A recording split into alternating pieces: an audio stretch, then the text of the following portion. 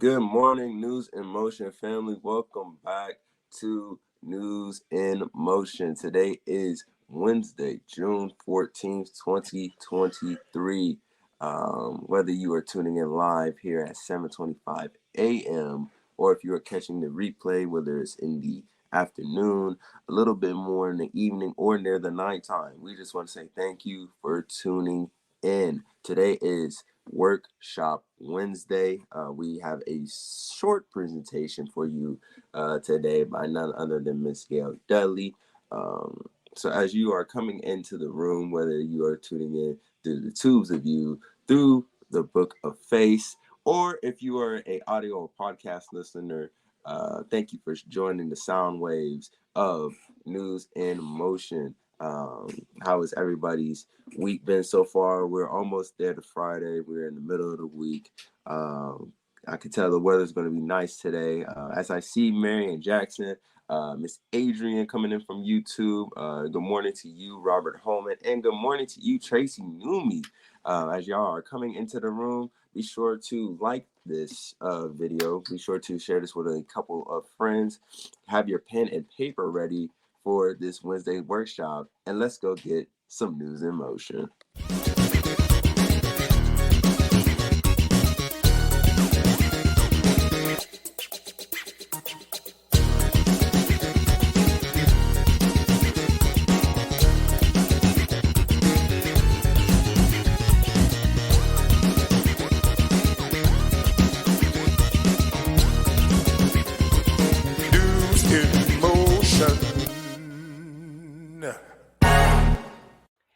Hey, what's up, everyone? It is time for News in Motion. I am your host, Gail Dudley. Today is Wednesday, people. It is Wednesday, June the 14th, 2023.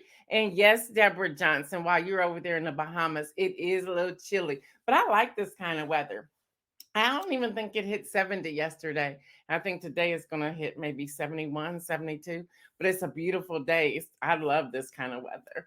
But you enjoy yourself over there in the Bahamas doing what you do.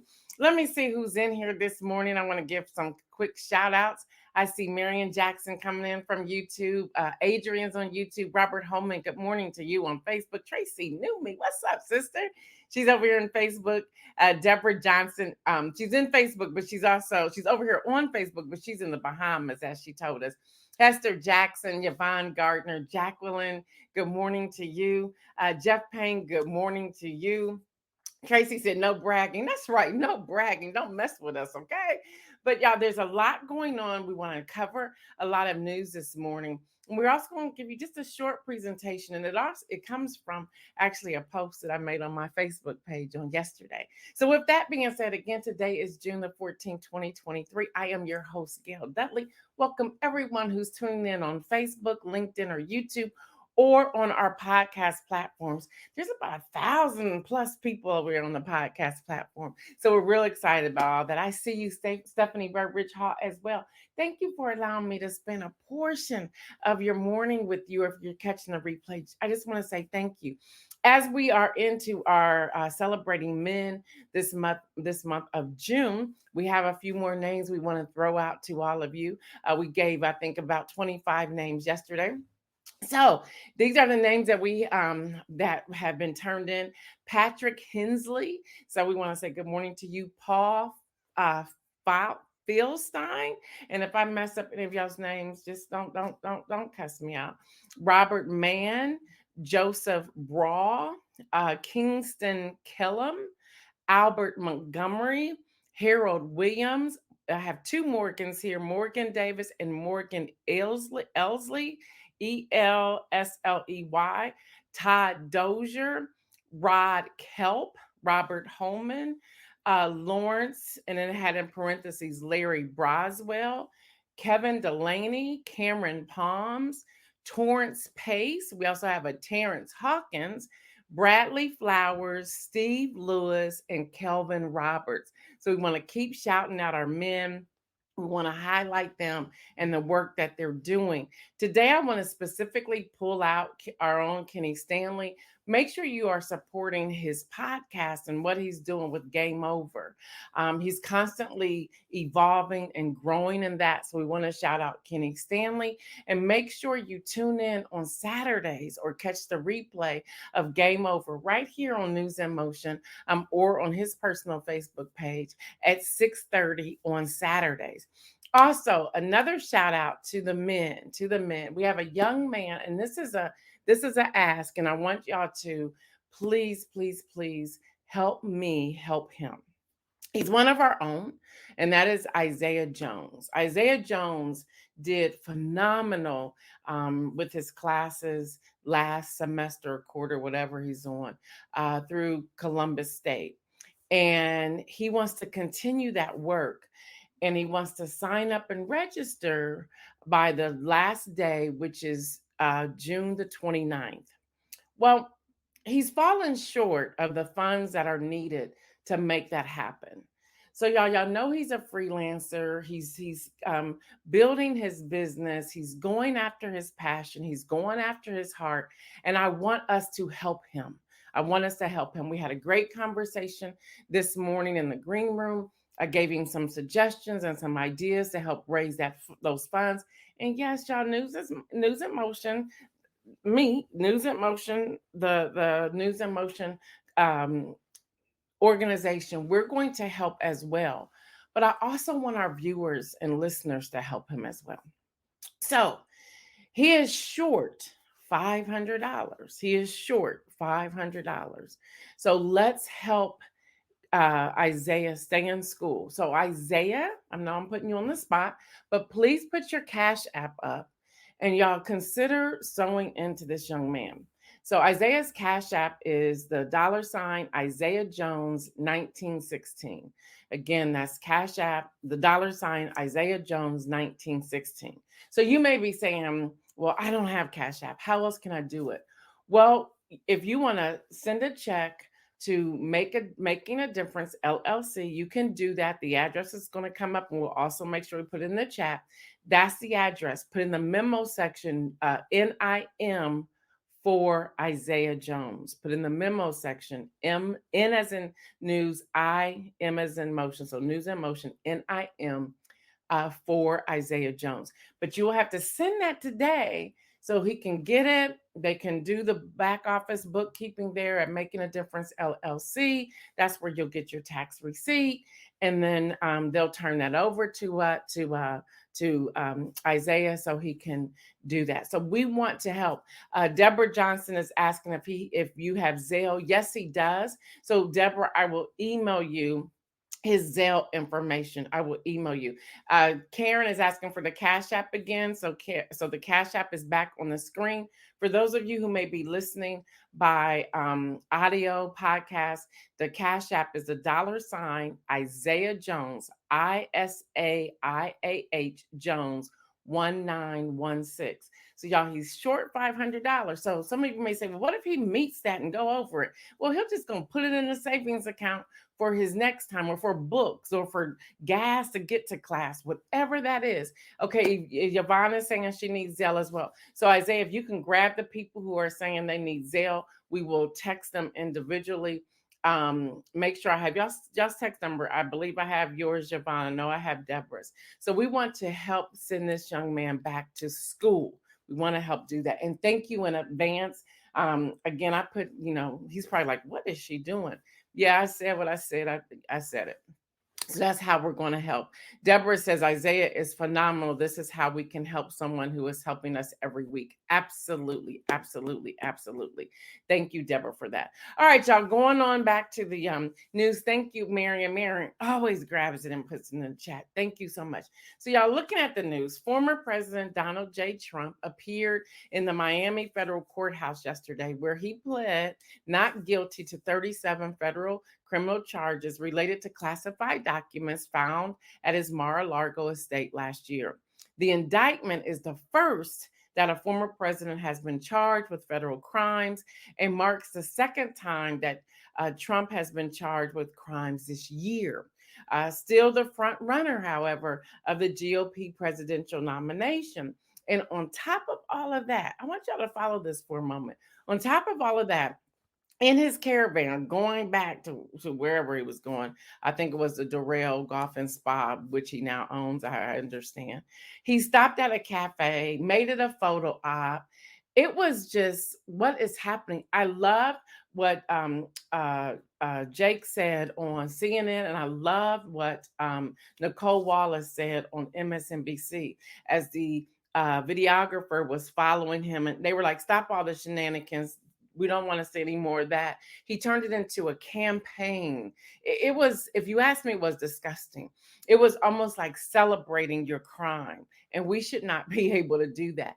We get anybody, I want you to just personally think of this. Could you celebrate your crime? No, you could not do that. Yes, Kim Edmondson, make it make sense. Thank you, Davia.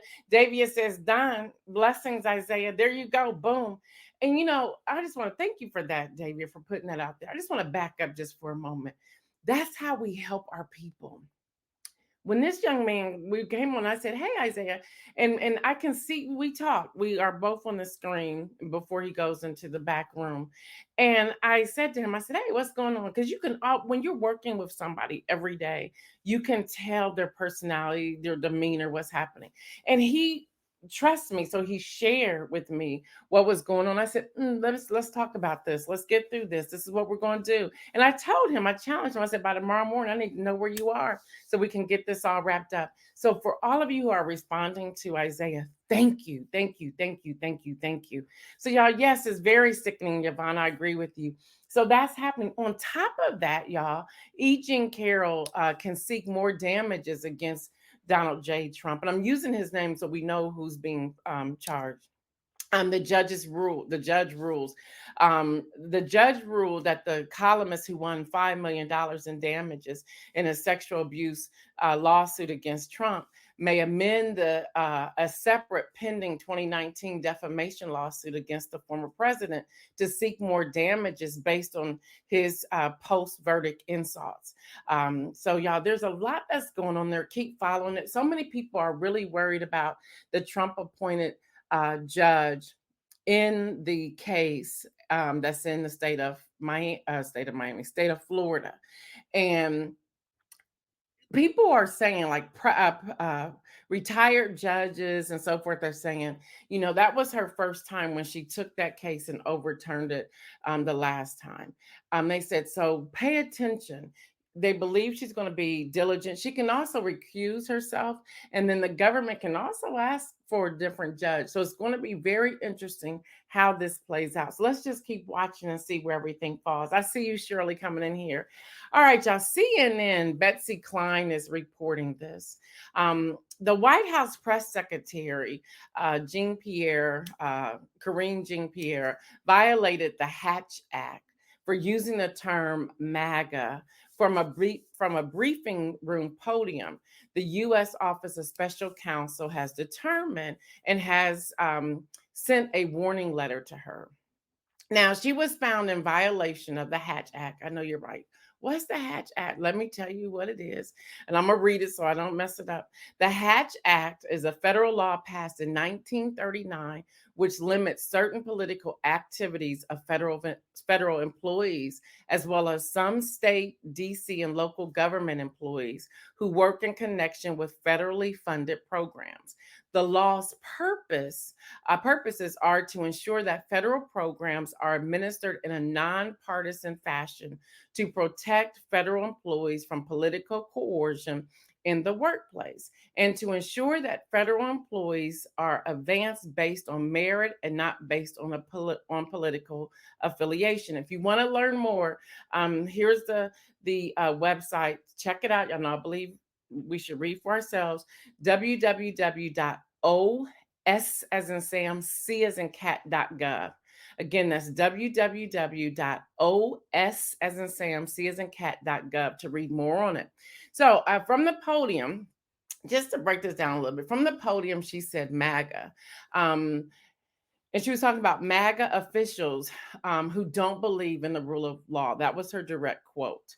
So we have Michael Chamberlain, a former Trump administration official and director of Protect the Public's Trust organization, filed a complaint against her, saying that her statement was to influence the vote. Now, let me just back up for a moment. When you keep hearing MAGA over and over and over again, one can assume that the vote will be influenced to go towards MAGA. And so she made her point again. Her direct quote was MAGA Republican officials who don't believe in the rule of law. That's what she said. So they did not fire her. They just kind of like slapped her on her wrist saying, stay away from that. Be very careful. And she's very careful. Many times from the podium, she will say, well, I can't speak to that because it's a political issue. I can't speak to that because that's a party issue. But back up for a minute, y'all, because the more I dug into this and read into this, I have a question for those of you who are listening and viewing this morning. If this is the case, and this happened since 1930, it's a 1939 law, and they were talking about you cannot influence the vote if you are in an official government capacity. What does that say about campaign rules and laws? What about the commercials we see where people pay millions and upwards to billions of dollars? Because when I read this, it doesn't separate a candidate or somebody running for office. So when you're throwing shade or when you're throwing out your opponent's information, name, calling Democrats, Independents, Republicans, Libertarian, Green Party, or whatnot, aren't you violating the Hatch Act? I really want to talk about this because I kept reading it. And again, I want you all to read it for yourselves. Go to www.o, S as in Sam, C as in cat.gov, and I want you to read it for yourself. And I said, wait a minute, hold up. So every time somebody gets up and they talk about other people or talk about the other party, as an employee, I'm not talking about somebody who hasn't been elected yet, but they're an actual employee. Aren't they violating that? Dr. Antoinette says was driving, but we had 4 years of Hatch Act. Yes, we did, and I pulled that up too. You in my notes, Dr. Antoinette. You are in my notes. Good morning, Gwen. Yes, y'all. There were 11 complaints of the Hatch Act in 2018 and 19 alone. There were 11. And those were all from the podium. Let's go back to the Trump administration from that press room podium. And I thought, wow, what's going on here? So yeah, this is how I want us to think. And I'm going into my presentation a little bit, but this is how I want us to think when we're going into into the 2024 elections. So when you're looking at this, you're looking at so far more than 40 White House press briefings, or what they call gaggles, have come up with this Hatch Act, but nothing has really come forward until now with Jean Pierre. What's the difference? And her referencing MAGA. And actually, when you look at the transcript and with her speaking, she's actually pronouncing it MEGA, not MA, not MAGA, MAGA. So that's all interesting. So I want us to keep following this and see what's happening as we're building on this as well. Now, I also want to share with you all this morning before I go into the actual presentation that those of you who have student loans, you have a little more time. The Department of Education has locked in when student loan payments will restart after the 3-year pause from COVID. Interest on loan payments will begin in September, but payments will not resume until October. And you can find all of this on the Department of Education's website.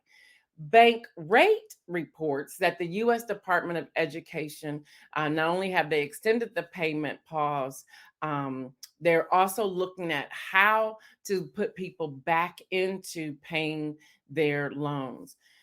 So September the 1st, 2023, when interest rates will accrue again and payments will resume in October. Now, you have to really go to your loan website to see what you owe and what that looks like. You can also pull out the actual interest rates as well. So what Bankrate is suggesting is that in September, you pay as much as you can on interest. Just make an interest payment. Just pay whatever you can. And then October, return to paying your loan. Now, I don't know how this works. And I couldn't find someone to join me today to talk about this, but we're still looking for someone to hopefully join us possibly tomorrow or as soon as next week. I'm also reading where, and those of you who are financially savvy, Kim Edmondson, if you're on here, speak to this. Hester, if you're on here, speak to this.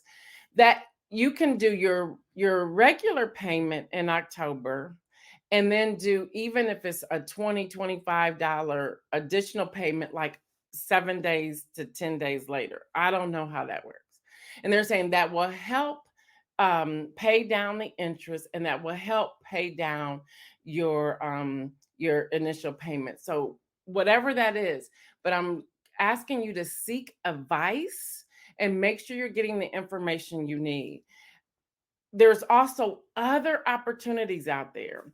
So that's why we're looking for someone to come on here who's knowledgeable about this, to talk about the wealth of resources that are out there to help you get through these loan repayments, because they're concerned that so many people did not set aside their payments each month, which they couldn't because inflation, everything else that was going on, that they will find themselves in trouble before the end of the year with whether there's their mortgage, their car payment, other bills, whatnot. So make sure you get that assistance. Now, if you go to the federal student aid website, there's a lot of tips and information on there for you as well. So make sure you're checking that out. I see you, Katrina. I see you, Cherie. Good morning to both of you.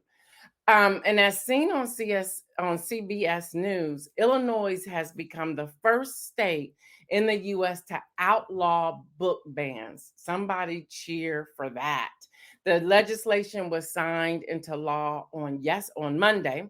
So they're like, no, we're not doing this. The governor said, and I quote, "Book bans are about censorship, marginalizing people, marginalizing, ideas and facts.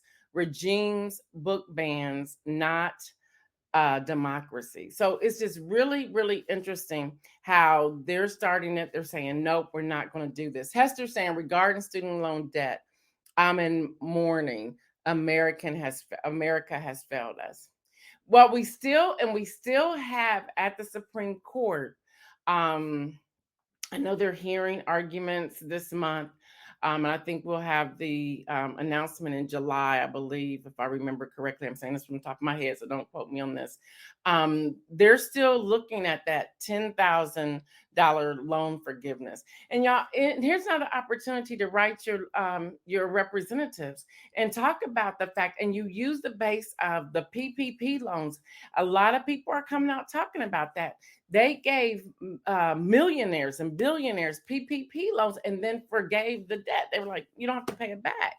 So we're talking millions of dollars, and we have students who are struggling and people who are struggling to pay back their student loans. That's the argument, y'all. We have to get smart about how we argue back. So with that, I want to talk about this is what you call a spin. I want us to dig into this. So I really hope y'all hang out with me because I want to get to this. USA Today is reporting that the House on Tuesday voted to pass legislation that prevents the federal government from banning gas stoves. Just hang with me. Just hang with me. Just hang with me. Regina Short says somehow President Biden needs to keep his promise. Yeah, but now remember, and I don't disagree with you, Regina, but remember, Congress is the power of the purse, which means they control the money. Now he could write an executive order, yes, but remember, in the bill that was signed, they made sure they tied his hands and the U.S. Department of Education Secretary's hands because they didn't want that to happen. So good point. Good point. There has to be another way. And maybe, just maybe, the Supreme Court will rule in the Biden administration's favor. All right, y'all. So let me get back to this. Prevents the federal government from banning gas stoves. Just hear that. Just hear that. Now, the gas stove debate, as you all may be aware, began last year after a study linked gas stove usage to increased risk of childhood asthma, and the Commissioner of Independent Consumer Product Safety Commission floated a future ban on stoves. However, the chair of the commission announced there was never plans to implement a ban. There was never plans for that. Now, Republicans are now putting out there, and it's a part of their campaign that's already taken place, that says that the Democrats and President Joe Biden administration are attacking the stoves. Now, Representative Elise Stefanik, Republican of New York, accused Democrats of targeting gas stoves, calling it a radical, insane, and painful overreach. I said a whole lot right there, which leads me into today's Wednesday workshop. Just hang with me. Just hang with me. First of all, that's all I spent. That was a consumer product safety person who was really on a lower rank of anything. Just kind of like put that out there, like, oh, we should just ban gas stoves. So this turned into, because that person had voted on the left, this turned into the Democrats say that we should ban gas stoves. Y'all, this is what we need to do. We need to read. We need to read. So I only have one slide, but before you share anything, read the entire post, article, brief before commenting. Get an understanding of what's out there. That's number one. And number two, research the topic using several sources. So read the entire post, article, brief before commenting, and then research the topic using several sources. Yesterday, and if I can find it, yesterday I made a post, and I want to read the exact post if I can find it. So hold on, I got to find my stuff. Y'all know I got like 4 or 5 of these things, 1, 2, 3, 4, 5 screens in front of me. I got to find my post. So the post I made yesterday said, and this is the direct quote of my post: why are we the people paying for a motorcade of someone who is no longer the president, but looks like a current presidential motorcade with an ambulance? Why is traffic stopped like he's the current president? Let's talk. I did hashtag 37 counts, hashtag arraignment, hashtag federal crime. Now, on my selfish side, I will share this. I said, this would be the time of day that I would be going from my hotel to the cruise line. And if he would have stopped my traffic and I missed my ship, we would have a problem. That was my personal side. And traffic was stopped for the longest because the motorcade was supposed to leave before the time that it actually lost. Marion says she read the post and agreed. So people started responding to my post, but clearly they had not read the post. Never in the post did I say, never in the post did I say that he should not have protection. That is a presidential benefit for life. It's a benefit for the wife for life, a former president. It's for the children up to age 16. Now, uh, Bush, George W. Bush, had changed it to say that presidents only have that for 10 years. Barack Obama changed it back to what it was previously, that they have it for life. Now, the spouse of the former president can have the same benefit as long as they stay married, or they can say, you know what, I don't want this. I'm going by myself, going by myself. But there has never been a former president that had that type of motorcade to stop traffic and include an ambulance. Never. So people started responding, and I'm reading this, and immediately I thought to myself, we skim a post, skim an article, make comment, or share without fully understanding or fully taking our time to read what's being said. That's a problem, especially when we're talking about elections and voting. Now, my post wasn't on the election, but it made me think: do we take our time to read anything, or have we already formed within our mind how we're going to respond or what we think, and no one else can tell us anything different? or we don't even want to read and do our research to figure out what's happening. So some of y'all got heated on my post. And it hit me. I said, man, I didn't know I had a tribe like this. Dana Mosley was like not playing around. Neither was Tamika. I mean, people were coming for other people. I'm like, okay, calm down. It's okay. It's okay. And the thing I said, and I want to share this with all of you because you may be in this place as well. Because I thought about artists, I thought about podcasters, I thought about consultants, I thought about coaches, I thought about authors, I thought about anybody who's trying to run a business or trying to manage an organization, leadership, whatnot. I realized that we are, and I said this to Tamika. We were one on one. I said, Tamika, I said, first of all, I'm a no name journalist. And I said, so I don't get the same respect that others receive because her point was, well, the historian on MSNBC just said the same thing you just said. He's a presidential historian. His name is Michael from MSNBC. She said, but people believe him. So she put that on the post. And I said, Tamika, it's okay. It's okay. She said, no. She said, because I have a problem. Number one, you're a Black female. And number two, she goes, as Black and brown people, we don't have the same support for our Black and brown brothers and sisters. And she said, and it just really irks me. I said, but it's okay. I said, but we're not reading. Latrice Jones says not reading has always been a tragic flaw of Black people. And we have to read. And that's the whole reason I want to do this Wednesday workshop today.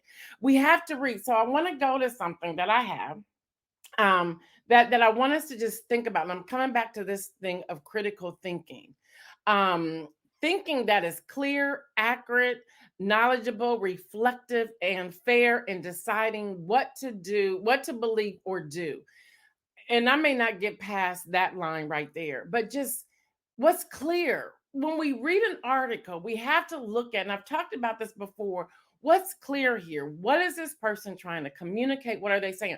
When we are looking at candidates going into 2024, I'm telling you, we have to pay attention. Back to Ohio. Let me come back to Ohio just for a moment.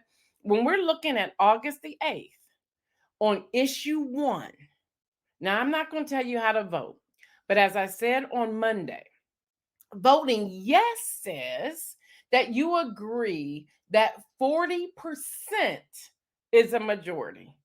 Now, the math's not mathing there for me. You can connect the dots any way you want to and kind of know which way I'm going on that. I was taught that majority is half, which is 50 plus 1.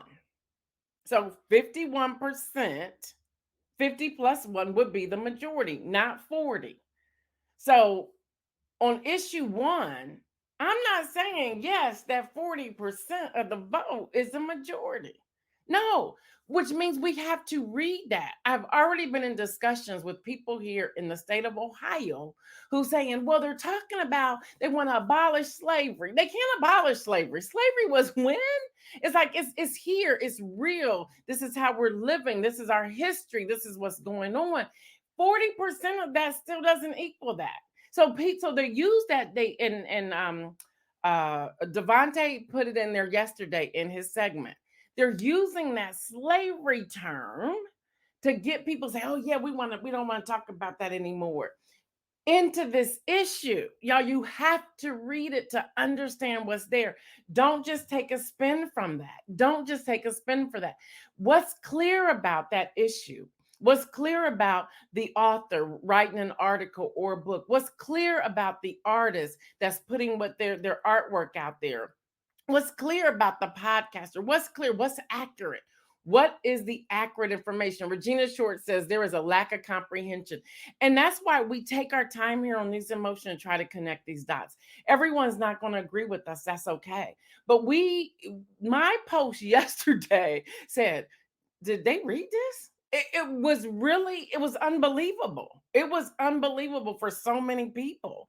Then we had Bishop Timothy Carpenter who came around and said, y'all, the post says, and I just sat back and said, wow. And I did not have attitude one way or the other with the post. My passion came from We must pause and read and seek clarity, knowledgeable, be reflective, and fair. What's fair here? So, even with fair, even though I wrote the post and I still stand by the post that I wrote on yesterday, what's fair is, well, was there a particular chatter on the CIA airwaves or Secret Service airway where they had to bring all of that?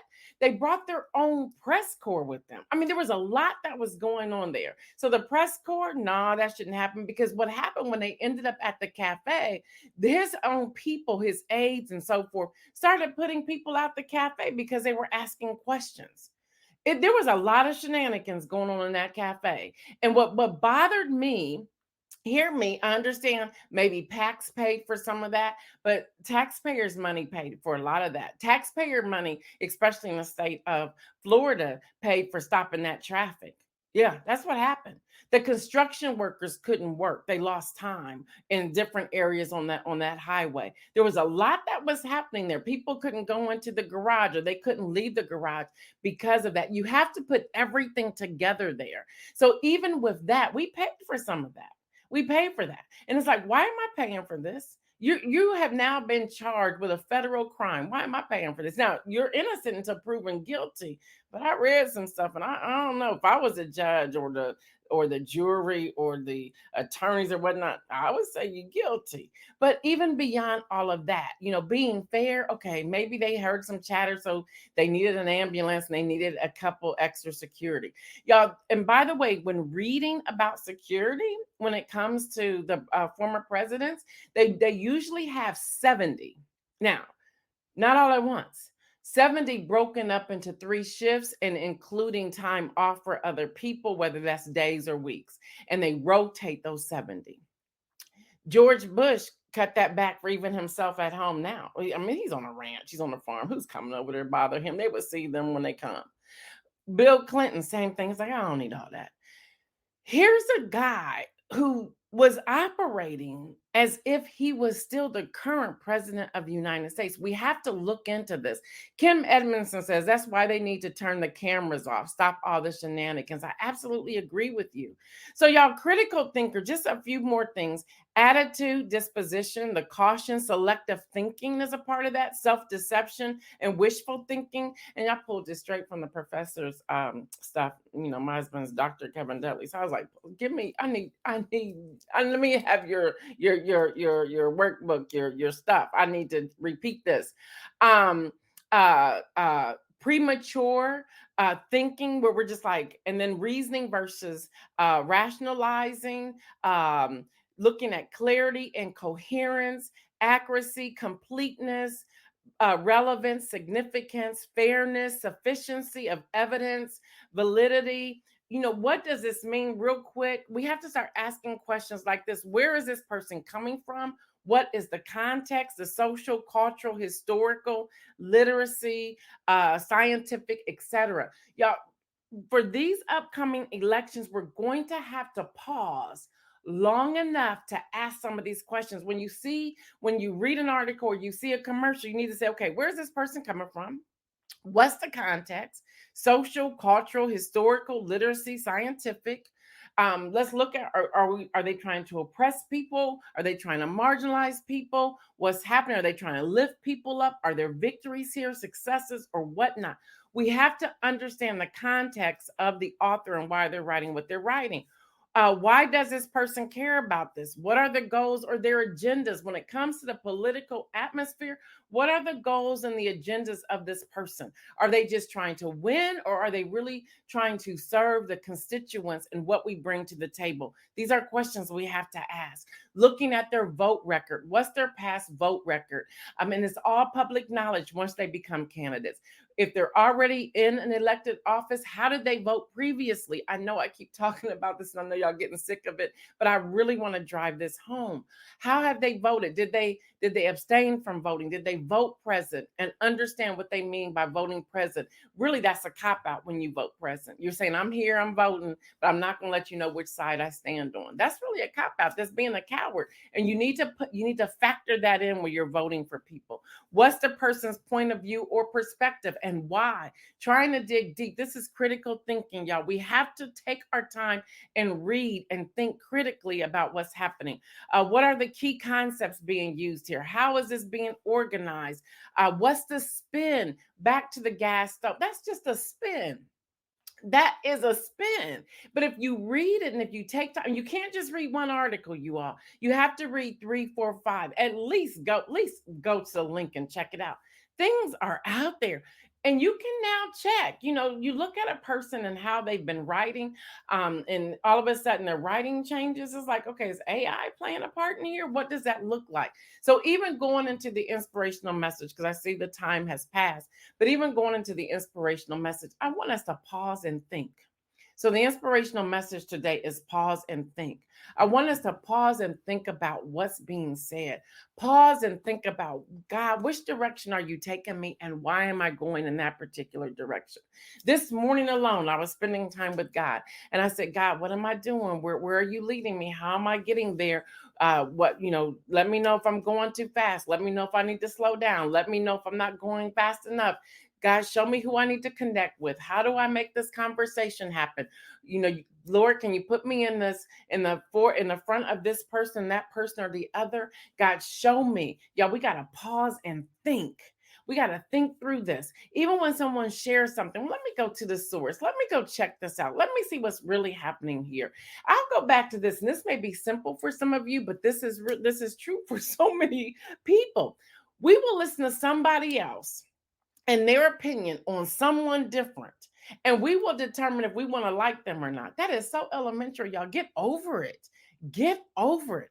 For example, I've had somebody, and God told me to never, never in 14 years, God said to me, never, never prove yourself one way or the other. I'm going to expose it all. And it may take a lifetime for me to expose it. 14 years ago, somebody had an issue with me, and they have lied on me for 14 years. Lied on me for 14 years. And the person is a very influential person. And I still stand, I know the truth, and I just sit there. And even 14 years later, they still lie on me. They're on something that happened 14 years ago that didn't really happen the way it happened. But again, I can't talk about it. God told me never talk about it that way. But even still, when people make a determination not to like me based upon what this person said, God says that's a person you don't need to associate yourself with. If they can't get to know you for themselves, then don't deal with it. Love them as I called you to love them, but other than that, leave it alone. Leave it alone. So even with that, we have to stop just listening to what somebody else is saying and think, "Well, I want to get to know this person for myself because maybe I disagree with what it is that you have to say about this person." We have to get there with everything that we do. We have to get there with everything that we do, y'all. That's the importance here. Pause and think for yourself. Use this critical thinking. All right, y'all. That's all I have for you today. Until tomorrow, this has been News in Motion. I am your host, Gail Dudley. You know what I say. Stay well. And everyone, remember, make some bold moves. I'm out.